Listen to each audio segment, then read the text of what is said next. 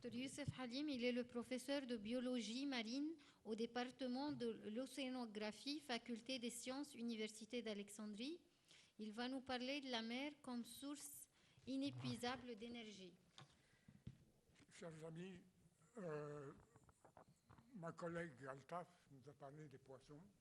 Vous écoutez? Nous savons que la mer, l'océan et... Ça ne marche pas.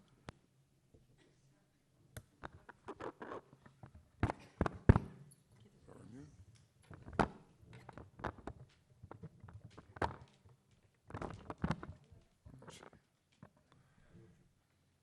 La mer n'est pas seulement un immense réservoir de protéines animales sous forme de poissons. Il y a d'autres aspects.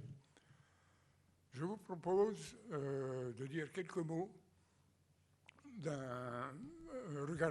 concernant un autre aspect qui n'est pas très bien connu généralement, et il s'agit de la mer comme source d'énergie. Le monde moderne a un besoin vraiment insatiable d'énergie et recherche cette énergie dans l'utilisation du pétrole, du charbon, d'autres choses. Mais nous espérons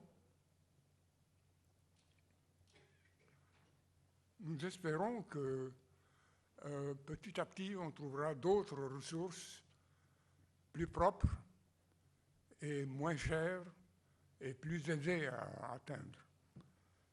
Pourquoi parle-t-on d'inépuisable? Quand on parle d'énergie solaire, par exemple, on a beau capter l'énergie solaire, elle ne diminue pas.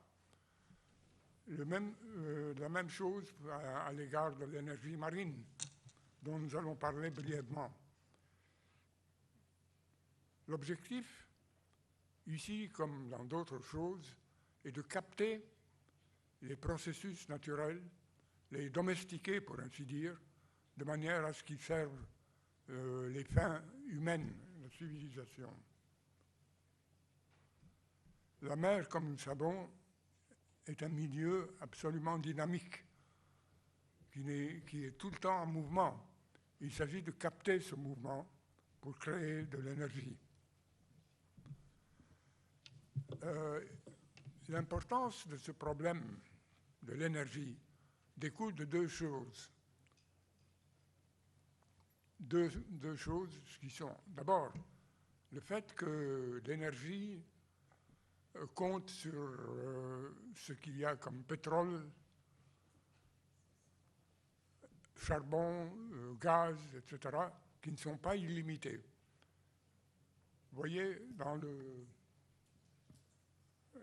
diagramme de gauche, vous voyez comme dans les 2 derniers siècles, la concentration des gaz dégagés par l'usage du pétrole et du charbon a augmenté d'une manière vraiment vertigineuse, comme vous voyez, dans les 2 derniers siècles. À droite, on voit la consommation du pétrole, du charbon, du gaz et d'autres choses. On voit la différence entre 1980 et l'an 2010, énorme différence dans l'accroissement de l'utilisation de ces produits. Il viendra un moment, comme ce n'est pas illimité, où on ne trouvera plus de pétrole, ou alors il se créera des problèmes de plus en plus graves, politiques, économiques, etc. C'est là l'importance, la nécessité de trouver d'autres ressources. Le monde moderne consomme 12 000 millions de tonnes d'équivalent en pétrole. 85% proviennent du pétrole, du charbon, du gaz naturel. 15% proviennent de l'énergie atomique, de l'énergie renouvelable, c'est-à-dire l'énergie solaire, énergie des vents et autres, qui reviennent à peu près à quelques 4 ou 5%. Il faut donc essayer de chercher. On cherche actuellement, activement, d'autres ressources. Concernant l'énergie marine, Il y a trois sortes d'énergie marine, de ressources. Premièrement, l'énergie qui revient au fait que la mer est continuellement en mouvement. C'est un milieu dynamique. Il s'agit de capter ce mouvement. Un autre aspect, c'est l'énergie thermique, qui est moins bien connue. Dans le sens vertical, la température de la mer diminue, de sorte qu'il y a quelquefois une différence d'une dizaine de degrés entre la surface et les eaux sous-jacentes à une profondeur de 100 mètres, 50 mètres. Cette différence, ce gradient, permet de générer de l'électricité par certains moyens. Une troisième sorte, c'est ce qu'on appelle l'énergie osmotique, c'est-à-dire à l'embouchure des fleuves, il y a un gradient de salinité, l'eau douce, l'eau de mer. Et ce gradient permet aussi de générer de l'électricité. Ici, nous voyons un diagramme qui représente le potentiel aux États-Unis, en fait. À gauche, cette grande colonne, c'est l'énergie éolienne en mer. C'est toujours en mer qu'on a le plus de vent, le plus de brise, mouvement de l'air, plus qu'en terre.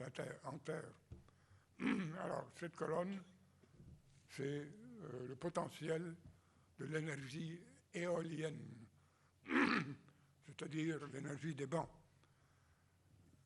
Les deux petites colonnes à côté représentent la même chose, mais plus proche de la côte. Ensuite, c'est l'énergie des vagues, l'énergie de la marée, les courants et l'énergie thermique. Ce sont les potentiels respectifs. C'est surtout après la crise du pétrole en 1970 et par la suite les problèmes climatiques causés par les gaz à effet de serre que l'intérêt a été très ravivé et la recherche très poussée dans la direction de l'énergie renouvelable, y compris l'énergie marine. Voici un diagramme qui montre l'importance croissante de l'énergie des vents. À partir de 1985 jusqu'en 2010. Vous voyez l'énorme accroissement de l'énergie des vents. Ici, c'est un moyen de capter l'énergie des vagues. Il s'agit d'une espèce de planche mue par le mouvement des vagues, et en se mouvant, elle met en mouvement un piston hydraulique relié à la terre, à des générateurs en terre. C'est ainsi que le mouvement des vagues est transformé en énergie électrique. Ici, c'est un champ de turbines à vent placé en mer. À gauche, le schéma, à droite, une photographie. Plusieurs structures, plusieurs devices pour capter l'énergie de la marée, l'énergie des vagues, l'énergie du vent.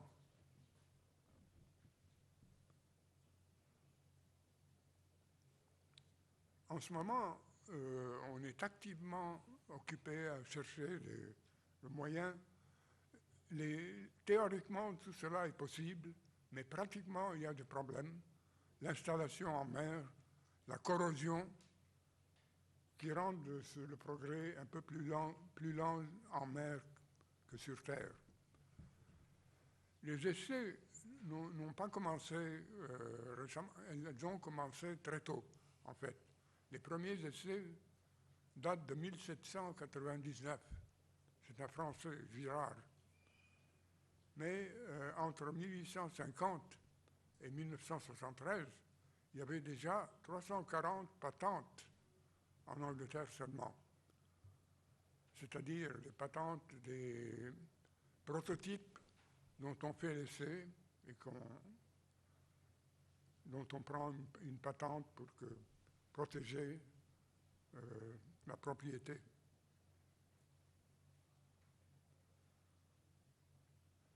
En ce qui concerne l'énergie des marées, je donne l'exemple de ce qu'on appelle l'estuaire de la Rance, un fleuve en France, que j'ai visité moi-même il y a quelques années. Voici un estuaire d'un fleuve, un endroit où il y a une marée très haute. Tous les jours, la mer remonte, le niveau de la mer s'élève de 8 à 13 mètres, selon les saisons. On laisse s'élever le niveau, puis on ferme le barrage. Et de sorte qu'il y a une dénivellation de 8 à 13 mètres qu'on utilise en laissant passer l'eau sur des turbines. Ceci se trouve sur l'océan Atlantique. Une autre vue de l'estuaire.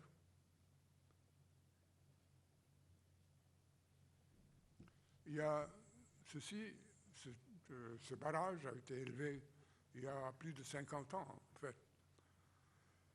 De l'autre côté de l'Atlantique, c'est-à-dire au Canada, on a fait de même un estuaire, la baie de Fundy, où on produit beaucoup moins, mais on produit quand même de l'électricité en partant de la marée. Ici, nous avons 240 mégawatts. Là-bas, c'était 5, je crois. Et ensuite, en Chine, on commence aussi à faire des essais du même genre.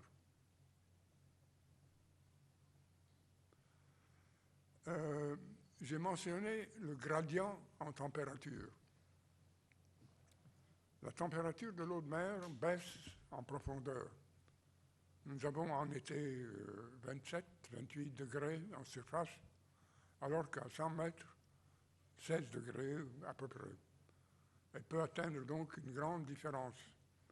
Il a été montré que ce gradient peut mettre en marche un cycle thermodynamique qui permet de générer de l'électricité. Il y a, comme j'ai mentionné plus tôt, le gradient en salinité, l'énergie osmotique. Cette technologie a été expérimentalement démontrée en laboratoire et on commence à faire des essais en Hollande, en Norvège, pour la commercialiser. La première installation produit peu, mais enfin c'est prometteur, 4 kW en Norvège.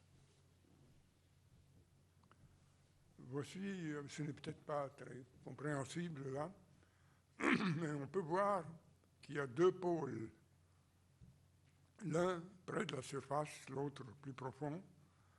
C'est pour profiter de la différence en température, de sorte que dans ce tube, il y a un liquide qui sert à transférer la température d'un pôle à l'autre. Bon, je pense que je vous ai donné des exemples, brièvement. Il n'est pas interdit de rêver. Je veux dire, tous les grands progrès ont été précédés par des rêves utopiques qui petit à petit deviennent réalité. Il faut espérer qu'un jour, tous les pays pourront produire l'énergie qu'il leur faut sur place, au lieu de faire des guerres, de concurrence entre pays, problèmes politiques et autres. Et dans ce cas, il y aurait un immense progrès en se libérant de l'esclavage du pétrole et du charbon. Bon, je vous remercie. Merci, Dr. Youssef, pour votre intervention très intéressante. cher public,